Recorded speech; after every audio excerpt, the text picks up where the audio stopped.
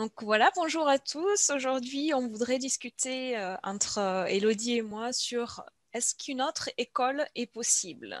Nous nous sommes rencontrés il y a sous peu et en fait, on a discuté beaucoup d'éducation très, très informellement et on s'est rendu compte qu'on avait beaucoup de points communs et beaucoup d'idées à partager.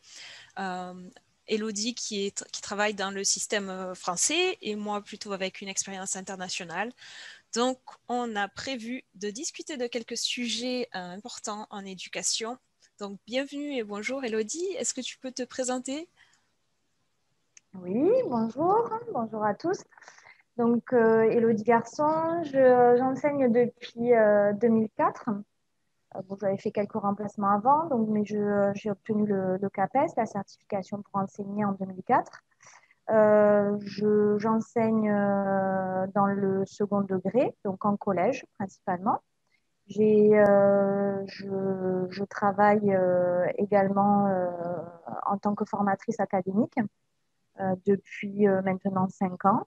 Et donc, je participe à des cercles de formation et de production avec des enseignants, des formateurs. J'enseigne également à l'UT de Montpellier, l'UT de Montpellier 7, mais là,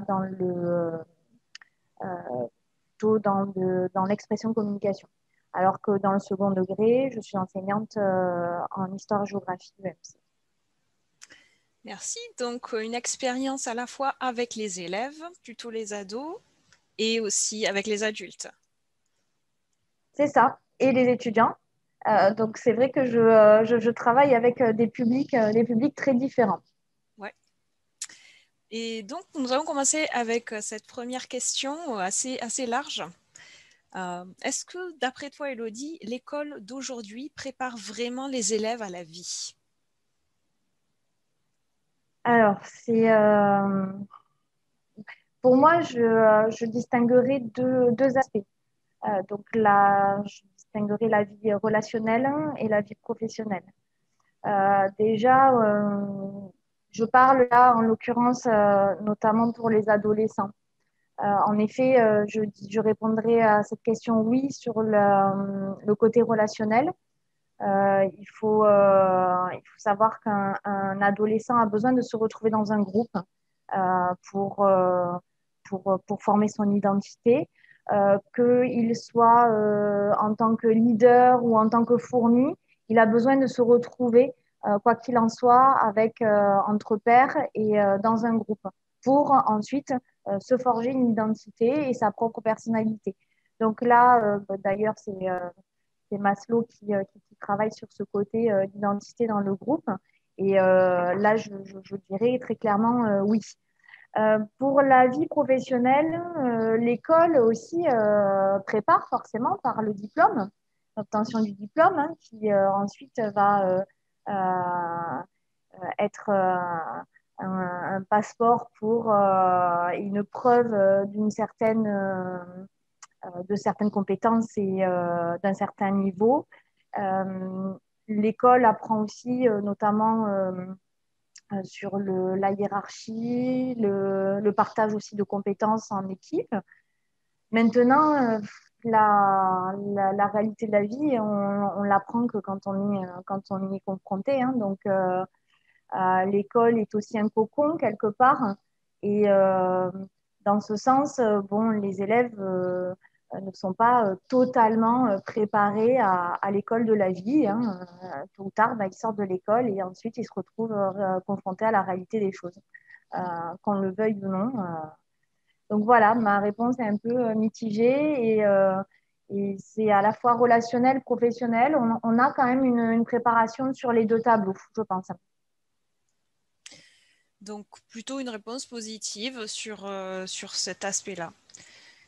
Avec des bémols, j'imagine, sur certaines choses qu'on pourrait faire mieux. Par exemple, est-ce qu'il y a des choses qu'on voudrait voir plus dans l'école et des choses qu'on voudrait voir moins sur cet aspect de préparation?